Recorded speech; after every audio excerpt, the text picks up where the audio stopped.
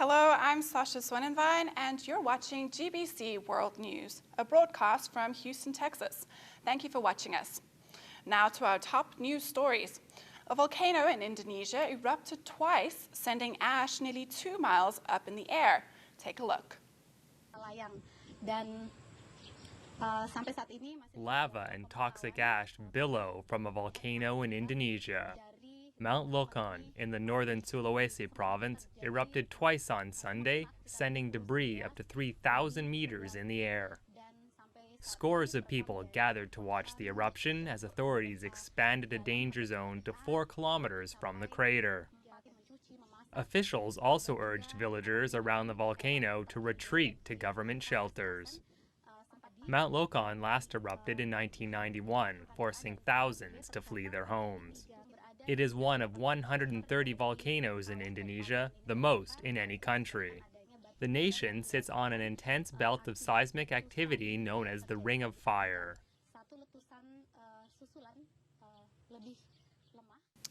Casey Anthony, the 25-year-old acquitted of killing her 2-year-old daughter Kaylee, is released Sunday after spending 3 years in jail. Casey Anthony walks out of a Florida jail 3 years after being accused of murdering her daughter. A jury acquitted the 25-year-old on July 5th, a verdict that surprised many after her highly publicized trial. The young mother was accused of suffocating her 2-year-old with duct tape in 2008. Her lawyers said that daughter Kaylee accidentally drowned in a family pool. A judge sentenced Anthony to 4 years for lying to police after her daughter's disappearance. But the time she spent in jail awaiting trial and credit for good behavior resulted in her release Sunday.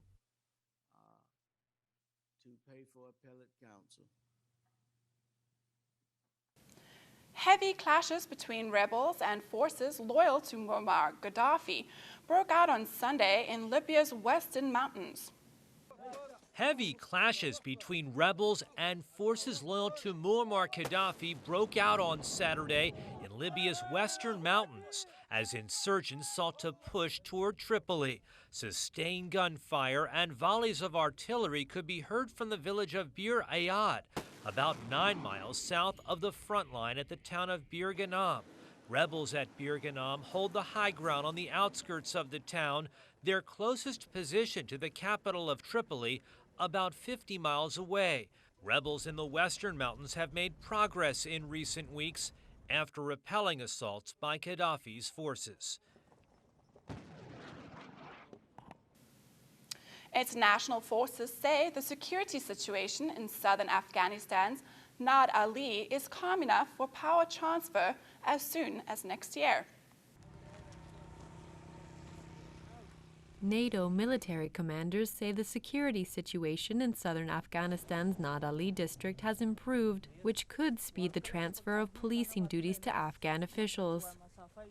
Officers say the area, once a hotbed for Taliban, has calmed recently, and that the annual fighting season that starts in the spring was almost completely suppressed this year. Well, we certainly don't want to hold ourselves to timelines because clearly times do change, but in my view this area is getting very ready for transfer.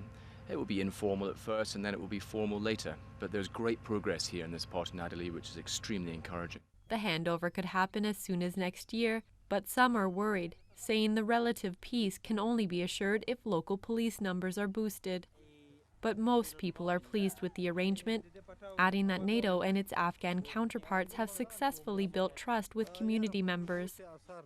International forces are set to give security responsibilities in Lashkar-Gah to Afghan army and police forces next week, marking the first wave of handovers.